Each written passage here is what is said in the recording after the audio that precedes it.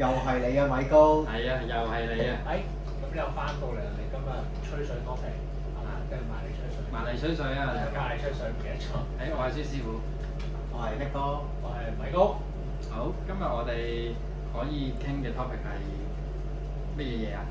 聽講係我又係關於我哋行業嘅嘢嘛，好似。係啊。聽講係。聽過啊？講啊。但係我嗰陣時應該未入行嘅，所以交翻俾你哋講。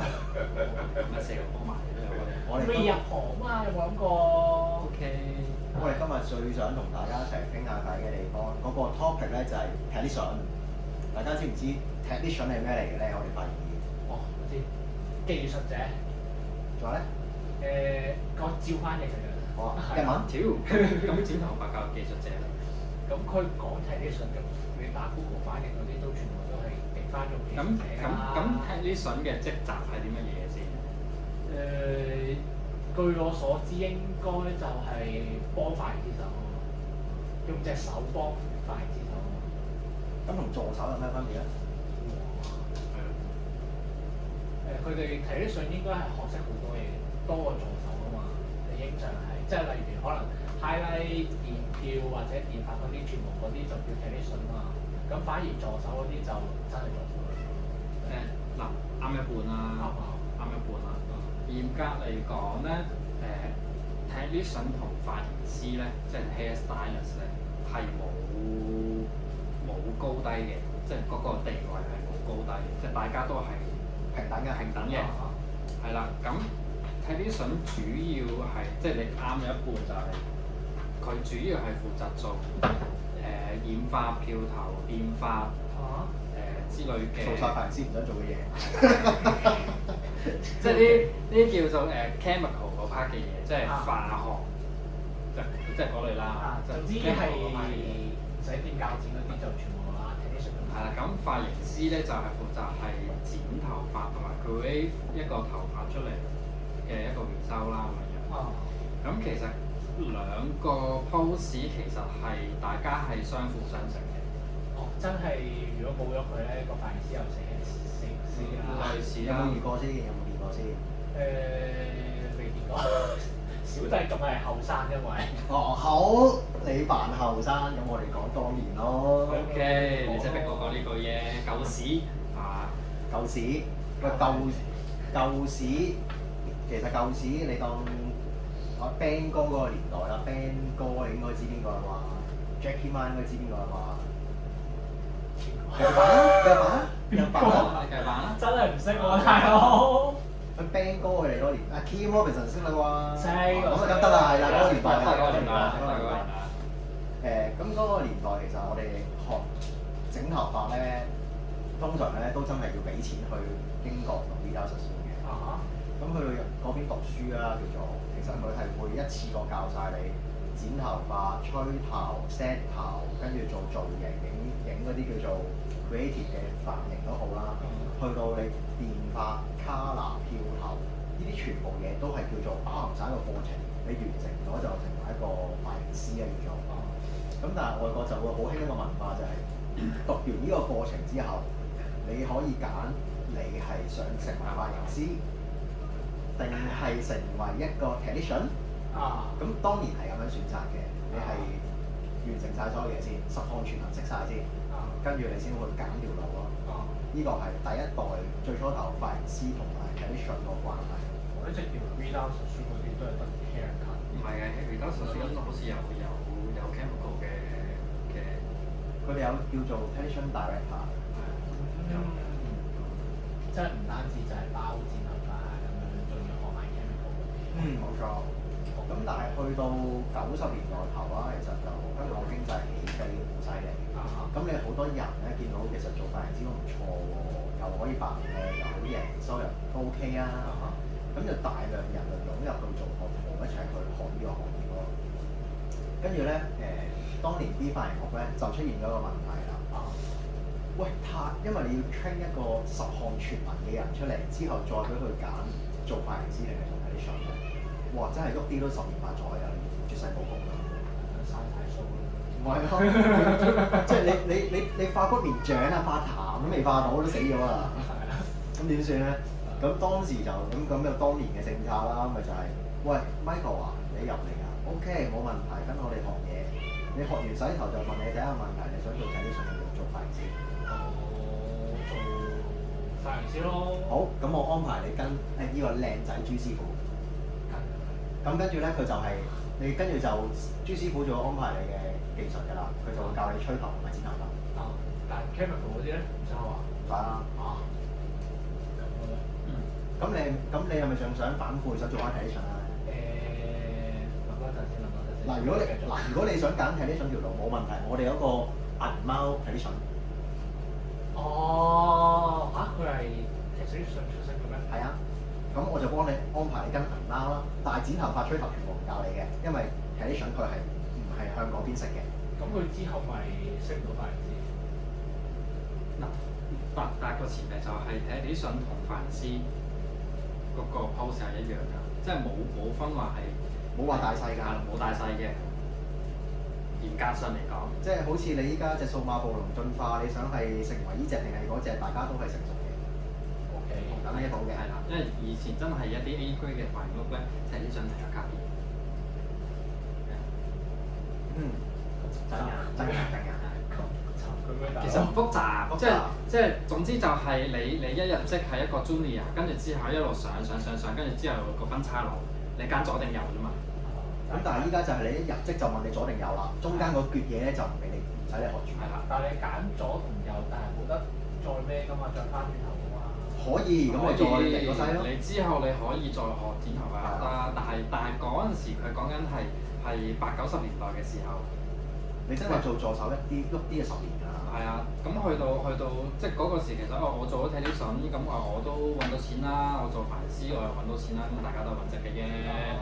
咁之後嘅嘢就唔會再諗㗎啦。都係名呢啲問題啫。即係你當係一個嗱，你應該咁講，大家都係主管。大家都係主管，但係只不過係唔同啲班行。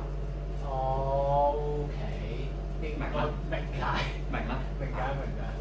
咁但係你哋都應該係嗰個年代都做睇啲相，定還是本身都係做髮型師？我就冇，即係我係跟髮師嘅。直接就即係頭先阿 Nick 講嗰個一入職就問你要揀髮型師定睇啲相，我就係嗰陣時我就入我第一間 A grade 嘅實，即係叫做又係咁嘅髮型屋啦，係hair culture。我記得係啊。開名得唔得㗎，大佬？OK，咁我又唔係講啲乜咁。咁喺 hair culture 啦，咁入到去嘅時候，好記得嗰陣時嗰個 manager 就問我，即係翻工第一個禮拜度啦，就問我，即係我哋請一班新人啦。係啦，學完洗頭，跟住之後你哋揀啦，你想係邊個？咁啊叫，因為嗰陣時都仲係都定期會請一批，係好容易請助手或者係新嘅人。咁我嗰陣時我記得有大概10零個磚喺度，好正常。係咯，可能新嘅，即係嗰個禮拜入職嘅，我諗好似有4個咁上下。咁就問我哋你哋想揀髮型師定睇啲相咁樣？就問咯。咁我哋就揀。係啊。但係當中，其實會唔會有好多摩擦？即係你都話其實大家都係缺一百個，可能會有摩擦。梗係有啦。咁呢個可以衍生到之後再講嘅話題。即係你初代嘅睇啲相同髮型師，大家都係實看全眼，跟住出嚟先揀你係做邊範啊嘛。咁我哋頭先 study 緊嗰個係第2代嘅髮型師睇啲相。咁出現咩問題？咁好多時嗰段時間咪就係髮型師真係專精剪頭髮、吹頭 style。反而就跟住chemical 全部係睇啲相專精。咁你有冇諗過一個情況？譬如你做緊助手嘅時候，你唔識個 hair cut 係點樣構成？我哋叫你幫手電髮、挑 highlight， 有冇試過出嚟之後個 result？哇！出晒嘢咧！咁呢個就係好簡單，平時 salon 入面出現嘅問題咯，就係睇啲相同髮型師係真係係咁無限喺度搞。會嘈交㗎。最大鑊係都係可能大家唔做嗰啲㗎啦。唔係，我淨係唔做你啲客。即係因為我同你唔夾。我嘅功夫夾唔到你。或者係個師傅就係唔肯嚟做，因為一間叫做有規模嘅髮型屋，就即係 A 區嘅沙龍，咁通常駐場會睇下大定細啦，即係嗰個都係大個。你當10個師傅3個體術。3個體術。有啊。3個體術應該最鼎盛嘅時候。係啊，10個師傅3個體術咯。咁都叫多咩？大概個比例。咁3個體術咪做到仆街？唔係，咁之後嘅嘢咁有專業人㗎嘛，即係譬如查卡拿，咁查完就走㗎啦。你係 junior，我係睇呢上我噏條方俾你，你去開，跟住你去查下工就做定啦。哦，但係我都係計拆碼子拆上拆，即係拆數嗰啲嘢，我哋唔講。係啦，唔講呢個就唔係呢個 topic 啦。嗰啲拆上拆到你阿媽都唔認得嘅，唔好意思講住。後生，陣間食煙就。咁咯，咁就係咁樣去分咯，咁就變咗係如果我同即係我係凡師，你係睇筍，我同你係夾嘅話咧，咁我嘅項目咪會就係你去做咯。即係成我多啲，俾多啲嘢。我同你夾到啫，成夾夾知啫，唔知啦，係啦，夾到。咁如果我同你夾唔到嘅，咁我就唔會揾你嘅啦，就揾佢咯。哦，又或者可能睇啲筍，你覺得我同嗰個凡師唔係好夾到啲嘢喎。我全場嘅髮型師我都幫到，淨係唔幫佢，都可以咁樣做嘅。即係當年踢啲筍嘅地位都係咁高嘅，有選擇權。都係揸住人哋個命脈嗰個。係啦。即係其實，但係依家仲有冇？應該冇啦。咁我入行嘅時候係咁樣啦，跟住你都知我去到日本公司做嘢啦。日本公司就係冇呢個制度嘅，全民皆兵。所有髮型師同埋助手都識晒 chemical 剪頭髮，咁所以就冇睇啲筍呢個位。咁我就冇感受過頭先朱師傅嗰啲畫面咁多年。好震撼啊！應該嗰啲畫面應該係啊。咩嗰啲溏心風暴嗰啲劇情都有啊。咁冇嘅，咁樣誇張。咁但係開始你見近呢4-5年演變咗一件事就係，喂，專精髮型師咯。好似我咁。你專精咩？我專精啊！專精廣告先，咁我其實我係專精男嗰啲漂染都得嘅，即係少量剪髮啦，係咯。主要係漂頭啦。係啊。佢專精男仔頭髮、女仔頭髮，再加漂染同埋電髮，佢專精呢4個項目嘅啫。咁你玩晒啦。都係咁㗎啦，IG 都係咁打㗎啦。係啊。咁你近呢幾年大家咪變咗係，譬如台灣嘅髮型師我哋都熟啦，有啲都 friend 底啦，都真係個流程就係入即係學完洗頭，可能基 basic 嘅 treatment，跟住就已經佢哋好早就安排佢哋可以做 model 啦，儲 reference 啊嘛，就問佢你想揀專精，你識邊個項目，就淨係揀呢個項目。即係等於我中意電髮，我就淨係做電髮。係啦，你中意男士電髮就淨係教你男士呢一級加男士電髮。我淨係中意女仔，我就淨係做。係啦，女仔仲要分，你中意剪女仔長頭髮短頭髮？係啦，你淨係專精一。即係將呢樣嘢，即係將整體再濃縮俾你揀一個。再分拆得再細啲。係啦，即係以前就可能係你剪頭髮同 chemical 咁樣分開兩樣嘢，依家係將所有髮型拆散晒，你淨係專精一種髮型。呢幾年嘅文化，大家都見㗎嘛。哇！但係都幾弊家伙啊！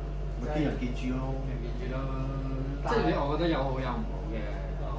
咁你如果譬如好似你咁你淨係專精漂頭嘅，咁我想漂頭嘅話，咁我咪好容易去揾到你咯。係啊，同埋我覺得相對上 booking 即係安排時間，我呢個可能再易啲，我只覺得要專精。係啦，你可以再去 handle 得好啲咯。係，即係你唔會話一個漂染，跟住突然間又大個電髮咁樣，跟住你又要 handle 嗰個 handle 嗰個咁樣分唔開咁樣。即係呢個係一個好處咯。但係，譬如朱師傅知道你專精漂染長頭髮好叻，我係朱師傅個 friend，我唔想漂喎，我淨係想剪喎。朱師傅你介唔介紹呢個髮型師我識唔識啊？因為唔知我識唔識啊？佢識唔識㗎？咁我話識，你信唔信？唔信啦。咁啊，你有冇其他淨係專剪頭髮嘅髮型師介紹？有啊。好咯。咁好咯。你咁樣講好似都聽過呢啲説話，突然間有個女仔，即係通常我都係女仔考我嘛。突然間有一問，其實 Michael 你識唔識剪男仔嘅？我話識啊。佢真係有問嘅喎。跟住我話識㗎，你快啲嚟揾我啦。即係唔好話你，我都有客話㗎。咯，我都直頭係有客以為我淨係剪短頭髮女仔。其實我長頭髮都識剪，我男仔都識。因為我始終我做得耐啦，我比 Michael 做得耐啦，我都做咗20年啦。好啊！你唔好再同佢笑啦。掛住笑，繼續啦。即係我做咗咁耐啦，咁我都經歷咗，因為咁我就以前喺 A.P. 做 Junior 嘅時候，都真係揀淨係做師傅嘅。咁我 Chemical 就好少掂嘅，咁但係就基本咯，即係可能染下頭髮啊，冚下白頭髮一定得嘅。嗰啲一定得嘅，即係好 basic 嘅嘢啦。咁後尾我就冇喺大公司度調咗出嚟啲細公司去做啦。我發覺原來所有嘢我都要自己去做嘅時候，即係我喺過去嗰8年度啦，就自己一路學。打破翻之前嗰10年嘅嘢咯。係啦，咁樣，咁我就去到而家咁嘅，咁基本上一啲即係可能我大部分都 OK 嘅，即係男仔女仔長頭髮短頭髮。你唔係突然間整個 jet lock 叫佢拍真係 jet lock 我唔識嘅，就呢啲咁 specific 嘅嘢我就真係唔識嘅。咁但係一啲好大路啲嘅我都 OK 嘅，係啦，咁樣樣。咁但係咧，咁亦都因為可能我個比例上，女仔短頭髮，我喺 IG 度 post 得比較多。同埋我見你都係影真係短頭髮。係啦，有原因嘅，一陣再講。咁就有即係有人客就問我啊，你會唔會剪長頭髮女仔㗎？甚至乎我最近出咗個 post 嘅話，我都識剪長頭髮嘅，咁直頭有人 comment 話啊，原來你識剪長頭髮女仔㗎？我仲識剪狗毛啊，剪貓毛啊，想唔想試下咧？所以就有啲尷尬嘅。所以就引申一個問題就係搞到啲人以為你係我淨係做嗰樣嘢，就變咗係其他嘢就唔會揾我。即係最奇怪就係好似頭先咁咯，客介紹喎。我覺得 Michael 你整頭髮好好，但係我又唔見你有整男仔嘅頭，又唔見你有整女仔短頭髮嘅作品。我估你都唔識。算啦，我都係是但上網幫我 friend 讀過啦。即係好尷尬。咁但係就變咗係即係譬如好似你專精，即係我覺得有一個另外一個唔好嘅嘢就係譬如好似你咁啊，你專精漂頭嘅，in case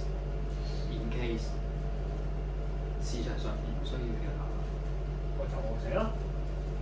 咁你會轉嘅，我都知一定會轉型嘅。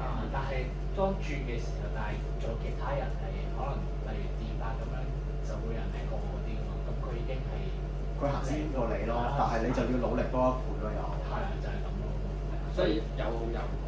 所以俾個機會你澄清多一次，你專精咩項目啊？十項全能嘅我。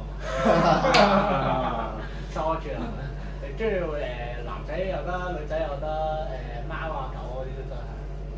係，但係我自己覺得啦，咁即係一路以嚟由喺呢上分開髮型師兩個，跟住去到再而家呢一個近呢3-4年，再 specific 啲咁細，再咁拆到咁細，我覺得其中一樣嘢係又好影響得好大嘅，就係Instagram，即係網絡嘅 social media 嘅嘢，因為所有嘢都要快。係啊。咁即係變咗係我可以由新入職，我可以好快去 handle 呢一個 item， 呢一個類型嘅髮型，我就可以做師傅，我就可以做客。相對地，客人亦都我可以喺 IG 度，我想剪短頭髮，咁我就淨係 search 短頭髮，咁我就淨係揾到你，咁我亦都可以好快揾到一個，咦應該 OK 嘅髮型師，我就唔使周圍去試下嗰個，試下呢個。即係有個 tag 就已經有個 tag 寫住。我覺得專精短頭髮。係啦，我覺得係social media 係影響到呢樣嘢係一個，即係我覺得係一個好大嘅影響力。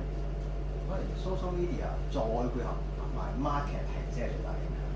因為你要有策略地去整靚你個版面啊嘛。係啊。咁如果你10項全能，每樣嘢都影啲擺上去個版面又唔好睇喎。係，而家興係簡約啊嘛。即係佢變咗人哋成日會用一個 term 去形容你好似凡都識啲咁樣，但係唔知你邊凡叻。係。舊時嗰啲老人家講咩周身刀啊。係啦。我見你個男仔又識剪，又唔係太突出，但係女仔你又剪到，漂染你又 OK，電髮又有啲，其實你係做啲咩嘅咧？小骨像。咁我梗係算啦，我不如揾個專精少少嘅髮。呢一刻真係靚嗰啲。我今日我想長剪短，我就淨係揾專精短頭髮嘅。係啦，咁呢個都係 marketing 嘅問題嚟嘅，佢令到我哋去做呢個媒體係要搞到咁靚啊，咁 specific 先得。所以 that's why 我咪即係答翻你頭先嗰個問題就係、點解我淨係 post 短髮女仔多？就係因為呢個係一個其中原因，因為我曾經試過好似頭先咁講，我乜都扮，長頭髮、短頭髮、男仔女仔乜都扮，就變咗成個反應好雜亂無章，冇人知我係一個可以將我嘅歸納係咩一類型嘅髮型師。小骨像髮型師。我係。所以我咪就淨係擺短頭髮咯，因為短頭髮即係咁講真，短頭髮相對比起長頭髮係吸睛好多嘅。我都認同。再加上一啲顏色色彩嘅嘢係吸睛好多，因為你譬如你打開一個 IG，長頭髮咁喺香港長頭髮10個有8個都係㗎啦。都係。有幾多個短頭髮啊？係咪先？咁我冇理由即係嗰個 market 裏面，裏面已經有100個人做緊啦，但係隔離嗰個 market 得10個人做緊，我點解會10個人做嗰個？你冇理由做101個㗎嘛。係啦，係咪先？即係所以喺呢一個考量嘅情況下，我咪淨係擺啲短頭髮嘅女仔多。係，所以就咁呢個係之前嘅原因，去到而家個結果就係啲人以為我成日做短頭髮。唔緊要啦，你都咁多下啦，慢慢逐個解釋翻咪得咯。我仲有空間再接多啲下嘅，其實。OK，唔好意思，收翻。咁你都諗下，譬如之前我哋請Tangier 過嚟教剪頭髮啦，你睇Tangier個 IG 全部都係短頭髮，我哋都淨係以為佢淨係識剪短頭髮㗎。但係到近呢1-2年嚟睇翻，其實佢有好多中長度電攣。係啊，去到膊頭。係啊，即係呢個都係 social media 嘅問題。我哋以為Tangier淨係剪短頭髮。所以其實時代係會不斷地去進步，亦都時代亦都會去影響到一啲事情。即係例如可能你頭先講嗰啲睇啲相嗰啲製作啊，或者係嗰啲咩都好嗰啲咯。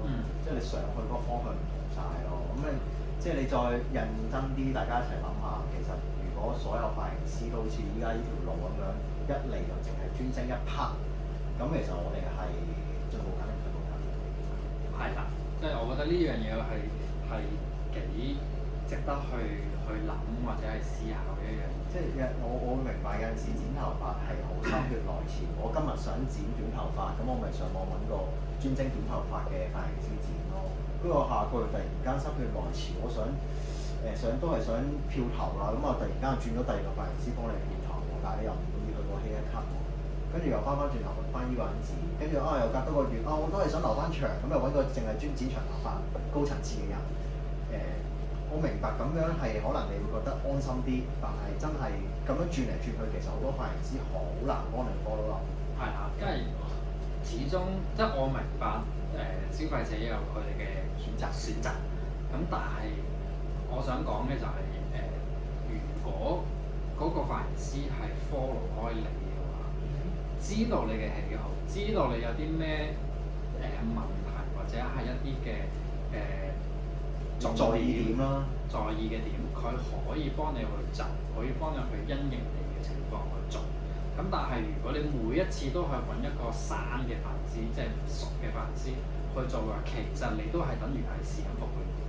都係由零就開始改所有嘢。即係始終髮型師同客人之間嗰個關係係建基於某程度上嘅信任㗎嘛。